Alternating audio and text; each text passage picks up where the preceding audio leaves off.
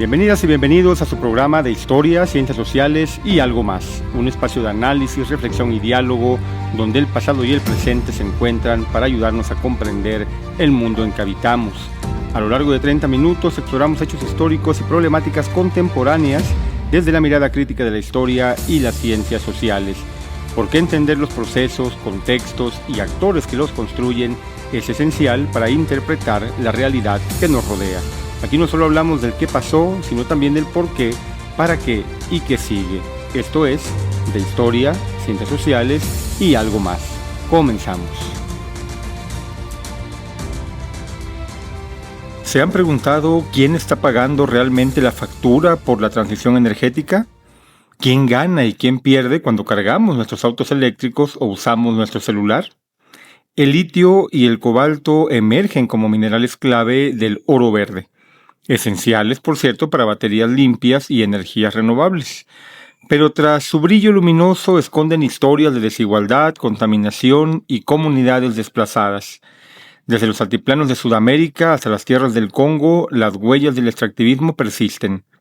Este fenómeno, tan viejo como la conquista colonial, reaparece con fuerza. Litio extraído con métodos intensivos en agua en el Triángulo de Litio, conformado por los territorios de Bolivia, Chile y Argentina, y cobalto obtenido en condiciones peligrosas en la República Democrática del Congo, hoy epicentro global de este mineral.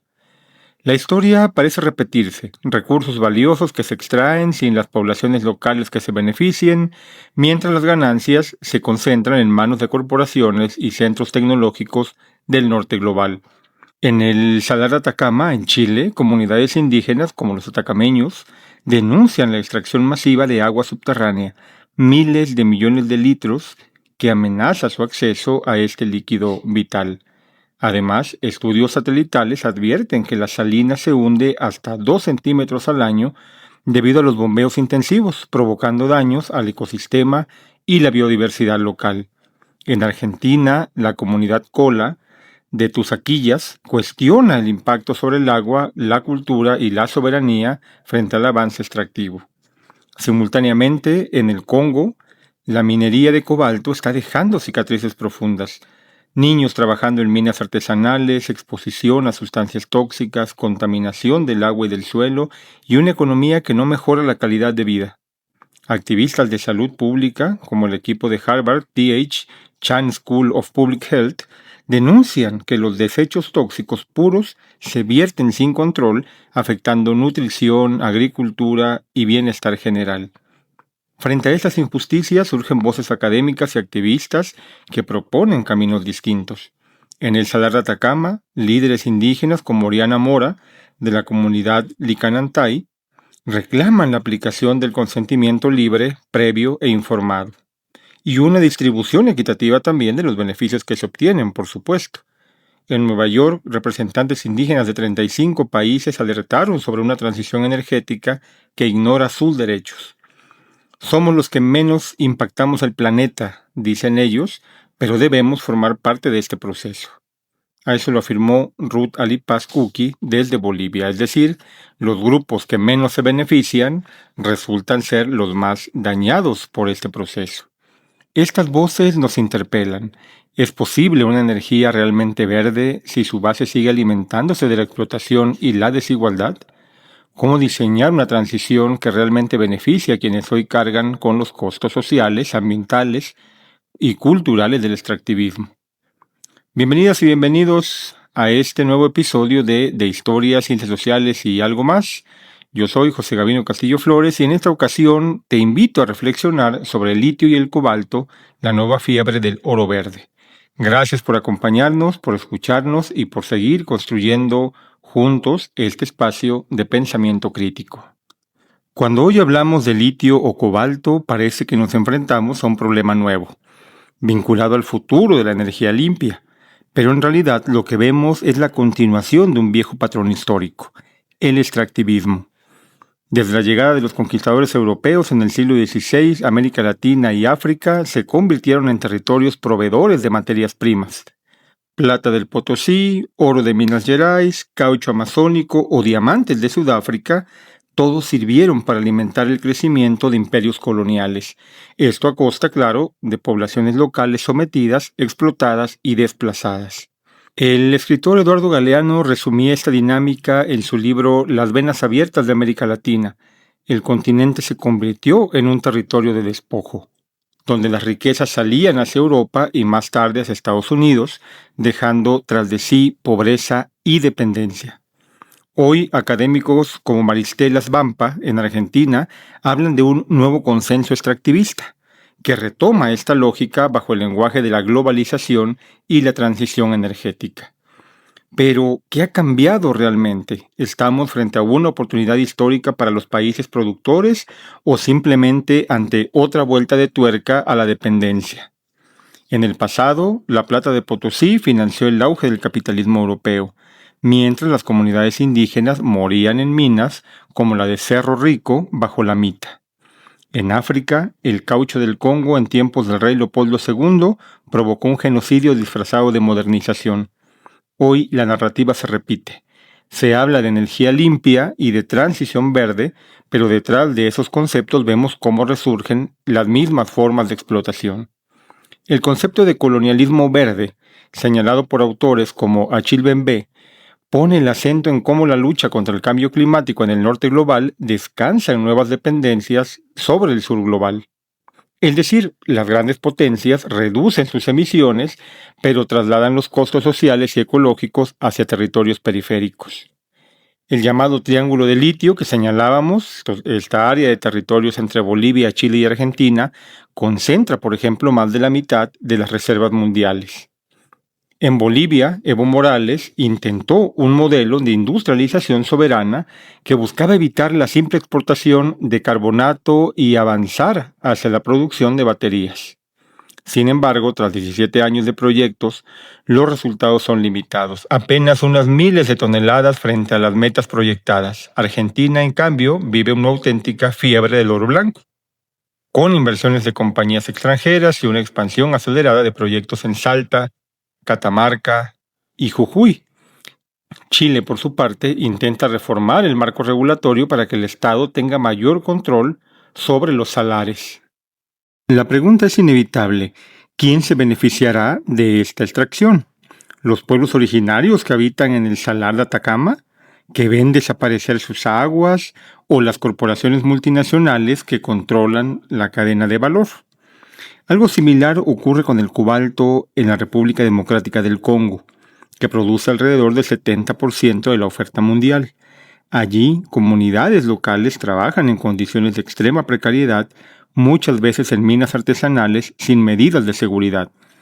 Niños y jóvenes extraen el mineral a mano, expuestos a derrumbes y contaminación. Amnistía Internacional y la Harvard T.H. Chan School of Public Health han documentado los graves impactos de salud y derechos humanos. El Congo, como en tiempos coloniales, sigue siendo un espacio donde se explotan recursos estratégicos sin que la población local vea beneficios. En la época de Leopoldo II fue el caucho, hoy es el cobalto. Y la paradoja persiste. Mientras compañías tecnológicas en Silicon Valley presumen de productos verdes, la materia prima de esas baterías surge de realidades profundamente injustas. No se trata solo de economía, hay que dejarlo bien claro, sino también de poder. China controla gran parte de la refinación de litio y el cobalto, asegurando con esto su lugar en la transición energética global. Estados Unidos, por su parte, busca reducir esa dependencia con inversiones y tratados estratégicos. Por su parte, Europa intenta garantizar suministros seguros para su industria automotriz. El sur global, en cambio, corre el riesgo de quedar atrapado en la misma historia de siempre, proveedor de materias primas sin soberanía tecnológica. Así, la historia del extractivismo no es un telón de fondo lejano, sino un patrón que se actualiza, desde la plata y el caucho hasta el litio y el cobalto. El sur global sigue siendo el escenario donde se decide el rumbo del capitalismo mundial. La pregunta es, ¿puede romperse esa herencia? ¿Podrán los pueblos que cargan con el peso de la extracción beneficiarse realmente de la transición energética? ¿O la historia volverá a repetirse? La extracción de litio en el desierto de Atacama pone en jaque recursos naturales vitales. Este proceso utiliza millones de litros de salmuera por cada tonelada de litio producida. Además, requiere enormes cantidades de agua dulce para convertirla en carbonato de litio, lo que contamina y reduce este recurso fundamental. Investigaciones ambientales señalan que la concentración de agua en zonas desérticas ya extremadamente secas se ve aún más limitada, con consecuencias para la vegetación, la fauna y los medios de subsistencia locales. Un estudio satelital reveló que el salar se hunde hasta aproximadamente 2 centímetros al año, lo que altera ecosistemas frágiles y pone en peligro humedales protegidos como la Laguna de Santa Rosa, hábitat de aves migratorias y especies endémicas. Estas acciones afectan directamente a las comunidades indígenas Licanantay, quienes advierten, si sigue cerrándose el salar, nuestras formas de vida ancestral podrían desaparecer. Además, la extracción masiva de litio ha reducido la disponibilidad de agua para actividades agrícolas y ganaderas tradicionales, debilitando la seguridad alimentaria y cultural de diversas comunidades. Las mujeres en particular se han visto afectadas desproporcionadamente. Ellas han denunciado la sobreexposición al agua contaminada derivada de sus labores domésticas y el impacto en la salud de sus familias. Ante esta situación, comunidades indígenas han emprendido desafíos y negociaciones con el gobierno y con diversas empresas. En Chile, las comunidades Licanantay buscan participar en la toma de decisiones sobre la explotación y preservar el agua, aunque aún enfrentan desconfianza y desajustes en la consulta previa. En la República Democrática del Congo, por su parte, la minería de cobalto expone a comunidades a condiciones extremas de explotación. Un estudio reciente del Rice Lab de la Universidad de Nottingham revela que entre los mineros artesanales consultados, el 36.8% están en situación de trabajo forzado, el 9.2% son menores de edad, el 6.5% están en servidumbre por deudas y el 4.4% han sido víctimas de trata. La gran mayoría carece de alternativas laborales y su ingreso promedio diario apenas supera los $3.20. La escasez de medidas de protección y condiciones peligrosas son endémicas.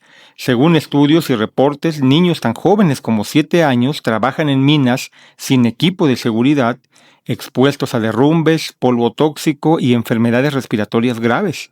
Asimismo, altas concentraciones de metales pesados como el cobalto, manganeso y uranio se han detectado en suelos y tejidos humanos en áreas cercanas a estas minas, provocando graves daños sanitarios. Organizaciones como Human Rights Watch, Amnistía Internacional y expertos en salud pública advierten que mujeres embarazadas sufren complicaciones y que el acceso a medicinas esenciales es prácticamente inexistente en estas zonas mineras remotas. Estos impactos se suman en una ecuación perversa. Minerales indispensables para la tecnología se extraen bajo condiciones que violan derechos humanos básicos. Más allá de impactos directos en personas y ecosistemas, hay desplazamientos forzados y violencia institucionalizada en zonas mineras. Un informe de Amnistía Internacional documenta que en 2016, soldados congoleños quemaron el asentamiento de Macumbi para dar paso a operaciones mineras de la empresa Chemaf y continuaron demoliciones en Kolwezi, impulsadas por asociaciones entre empresas chinas y estatales congoleñas. Las comunidades fueron desplazadas sin consulta ni compensación adecuada. Los impactos sociales y ambientales de la extracción de litio y cobalto reflejan un patrón, que es persistente de desigualdad. Recursos vitales son extraídos bajo condiciones que erosionan ecosistemas, derechos comunitarios, salud y cohesión cultural. Las consecuencias son profundas, urgentes y demandan una reconfiguración radical de cómo se piensa la llamada transición verde. Esta transición energética se ha convertido en uno de los grandes consensos globales de nuestro tiempo. Gobiernos, corporaciones y organismos internacionales presentan el cambio hacia energías renovables como la solución definitiva a la crisis climática. En ese horizonte, el litio y el cobalto aparecen como minerales indispensables. Sin ellos, se dice, y así nos han hecho creer, no hay baterías de autos eléctricos, sistemas de almacenamiento para energía solar ni teléfonos inteligentes que conecten al mundo. Sin embargo, cuando observamos este proceso desde la historia y las ciencias sociales, las contradicciones se vuelven muy evidentes. ¿Podemos hablar de sostenibilidad si se mantienen intactas las estructuras de desigualdad y explotación que han acompañado el extractivismo durante siglos? La historia es clave para comprender las promesas y trampas del llamado futuro verde. En los siglos XVI y XVII, la plata del Potosí y el oro de Brasil financiaron el crecimiento del capitalismo europeo, pero dejaron hambre, explotación y dependencia en los territorios coloniales. En el siglo XIX, el caucho amazónico alimentó la revolución industrial y la expansión automotriz, mientras comunidades indígenas fueron diezmadas por el trabajo forzoso. El siglo XX estuvo marcado por el petróleo que transformó la geopolítica mundial, pero también produjo guerras, golpes de Estado y dependencia económica. Hoy, el litio y el cobalto heredan ese mismo papel estratégico. La diferencia está en el discurso. Ya no se trata de alimentar fábricas o imperios, sino de salvar el planeta. Sin embargo, las ciencias sociales nos recuerdan que los recursos naturales nunca son solo materias primas, son puntos de conflicto, de poder y de desigualdad histórica.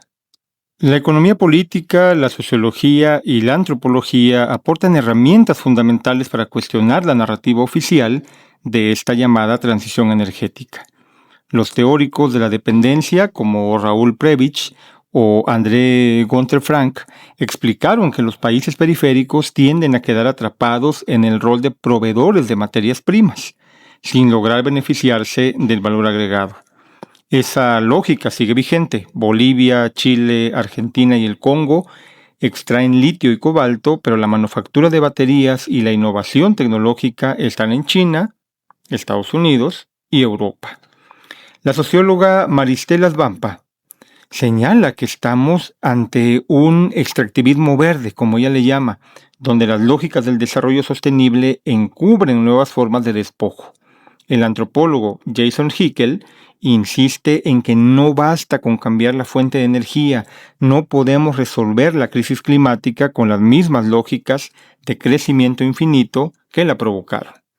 Y desde África, el activista congoleño Jean-Claude Katende recuerda que la transición solo será justa si incluye derechos humanos y distribución equitativa.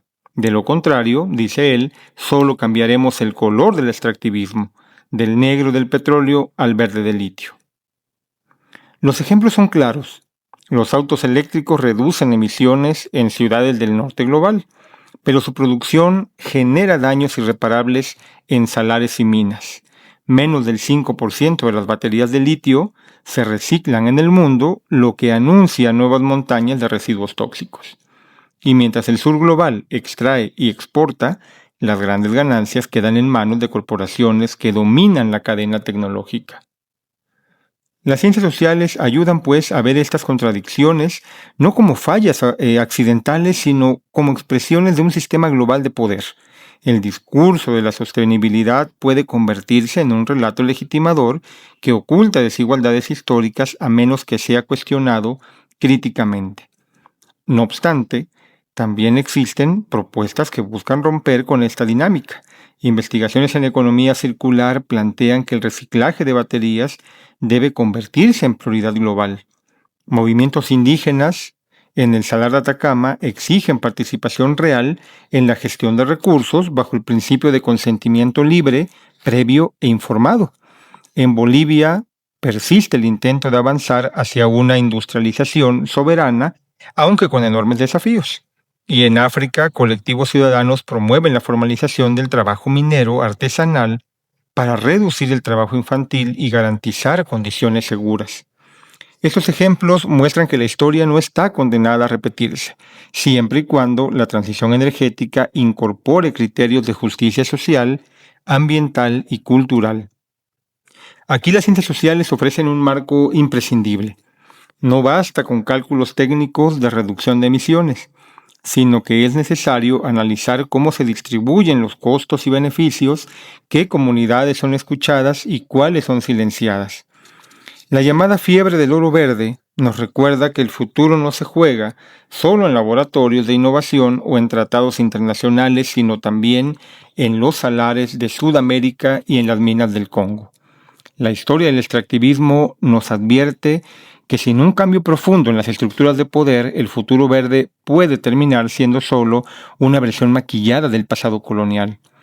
Las ciencias sociales, con su capacidad de conectar la historia con el presente, son la brújula que necesitamos para no repetir errores. Son ellas las que nos permiten preguntar quién gana y quién pierde con la transición energética, qué vidas quedan fuera del relato oficial del progreso y cómo podemos imaginar un modelo donde la sostenibilidad signifique también dignidad, justicia y equidad para quienes han sido históricamente sacrificados. En suma, el litio y el cobalto se presentan hoy como los pilares de la transición energética.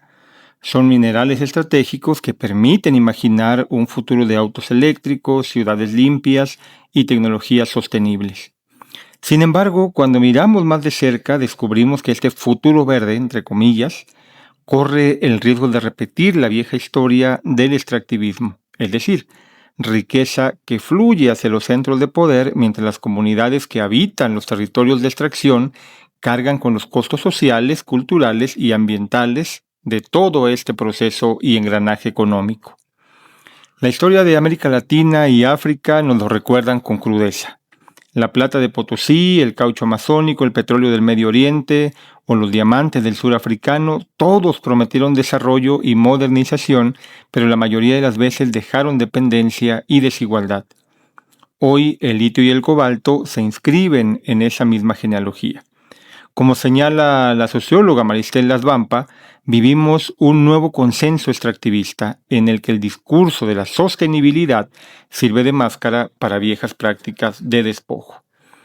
Las ciencias sociales nos ofrecen herramientas para comprender estas dinámicas y aquí me gustaría precisar que no estamos diciendo que la transición verde no sea necesaria o que la transición energética no lo sea. Estamos diciendo que en medio de esa transición el problema está en que enmascara en buena medida nuevas formas de colonización y enmascara también nuevas formas de extractivismo que termina por dejar nuevamente a los países del sur global y a sus comunidades en una clara desventaja con un norte global que extrae los productos pero que no deja en esos territorios ventaja alguna. La teoría de la dependencia formulada por Raúl Prebisch o André Gunther Frank explicaba ya en el siglo XX cómo los países periféricos quedaban atrapados en el rol de proveedores de materias primas, mientras el valor agregado se concentraba en los países centrales. Esa lógica vigente, todavía en lugares como Bolivia, Chile, Argentina o el Congo, muestra cómo se explotan estos minerales y solo países como China, Estados Unidos o continentes como Europa acaban por concentrar la manufactura y la innovación tecnológica. Al mismo tiempo, voces críticas nos invitan a repensar radicalmente el modelo. Jason Hickel advierte que no podemos resolver la crisis climática con las mismas lógicas de crecimiento infinito que las provocaron. Achille Mbembe denuncia el riesgo de un colonialismo verde en el que las grandes potencias reducen sus emisiones, pero trasladan los costos sociales y ambientales a los países del sur global. Y líderes indígenas como Rudalí Pascuqui desde Bolivia recuerdan que las comunidades que menos contaminan son las que más sufren la transición energética. Esto es verdaderamente ilógico. Frente a esto, ¿qué hacer? Una verdadera transición no puede limitarse a cambiar un tipo de energía por otro. Debe significar también cambiar las relaciones de poder que sostienen el modelo extractivo. Eso implica apostar por el reciclaje y la economía circular, fortalecer la soberanía tecnológica en los países productores, garantizar la consulta libre, previa e informada a los pueblos indígenas y sobre todo situar la justicia social y ambiental en el centro de las decisiones. El reto es inmenso, pero también lo es la oportunidad. Por primera vez en la historia podemos construir una transición que no repita los errores del pasado.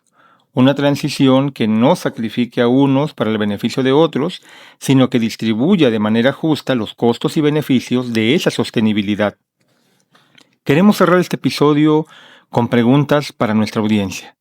¿Estamos construyendo un futuro verdaderamente verde o solo pintando de verde las viejas lógicas coloniales? ¿Qué significa sostenibilidad si no incluye dignidad para los trabajadores del Congo, agua para las comunidades del Atacama o derechos para los pueblos indígenas de Bolivia y Argentina.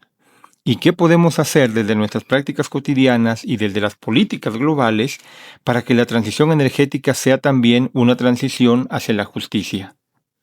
Porque al final el verdadero desafío no es solo tecnológico, es histórico, social y ético. Con esto llegamos al final de nuestro recorrido por la historia, los impactos y las contradicciones del litio y el cobalto. Hemos visto cómo estos minerales, presentados como símbolos del futuro verde, en realidad nos remiten también a una larga herencia de extractivismo, desigualdad y disputas por el poder global. La historia y las ciencias sociales nos enseñan que nada de esto es neutro. Detrás de cada batería hay relaciones de poder, tensiones geopolíticas y comunidades que luchan por ser escuchadas. Pensar críticamente estos temas es, al mismo tiempo, un acto de memoria y una apuesta por un futuro distinto. Soy José Gavino Castillo Flores y esto fue De Historia, Ciencias Sociales y algo más. Les agradezco muchísimo por acompañarnos, por escuchar y por seguir construyendo este espacio de reflexión colectiva. Nos encontramos en el próximo episodio con nuevos temas, nuevas preguntas y un mismo compromiso, el de pensar juntos nuestro presente desde la historia y las ciencias sociales. Hasta pronto.